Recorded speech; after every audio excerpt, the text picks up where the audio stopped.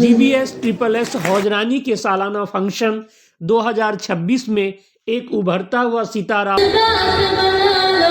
Rising star.